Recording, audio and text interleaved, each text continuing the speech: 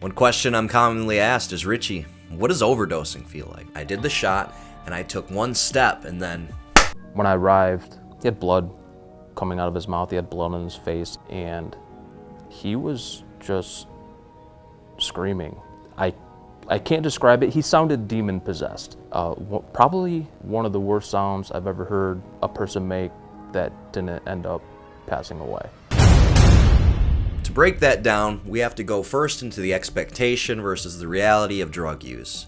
So when you're shooting up dope, you have the expectation of getting this rush that makes you feel euphoric, that makes you feel just incredible. Overdose happens when obviously you take too much of that. So first of all, you have the expectation of you're gonna feel this great feeling. You shoot the heroin, and at least this was my experience with overdose. So my last overdose that I had, I did my shot and I was sitting on the toilet in my mom's bathroom. I did the shot and I remember standing up and I felt that feeling, that rush, that euphoria.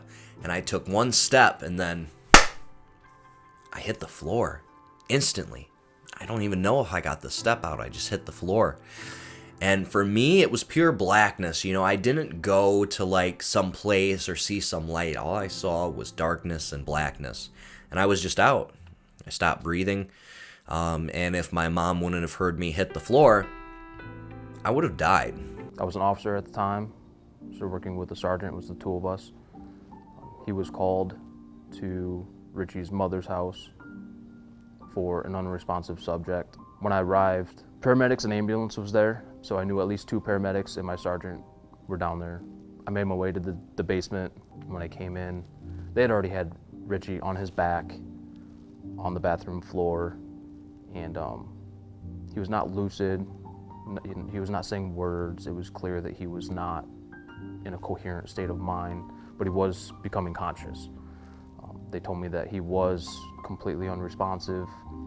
They gave him Narcan, and then he came to and became combative. I had noticed that he had blood coming out of his mouth. He had blood on his face. I wasn't sure if he had hit his face, if he had hit his mouth or bit his tongue, or which is common in a seizure or an overdose.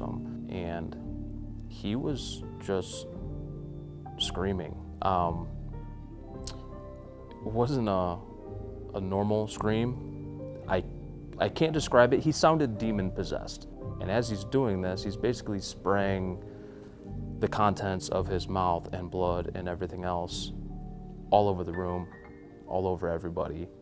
Probably one of the worst sounds I've ever heard a person make that didn't end up passing away. In my experience, that has been the worst, the most violent overdose reaction that I've had with anybody. And finally, they get me calmed down enough that they put me in the ambulance. I go to the hospital, and then the Narcan started to wear off.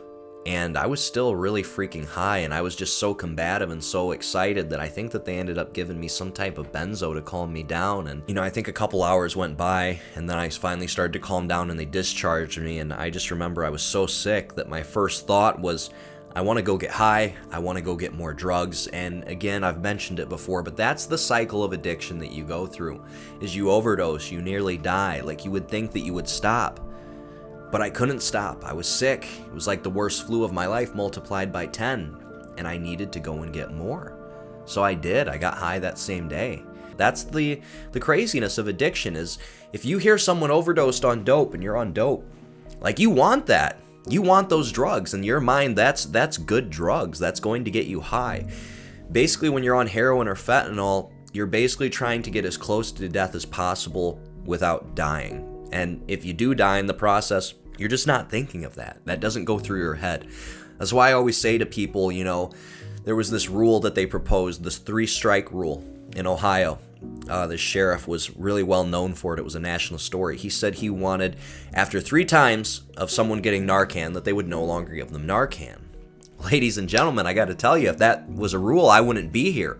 I would not have helped several thousand people into treatment. I wouldn't be making this documentary. I wouldn't be doing this video right now.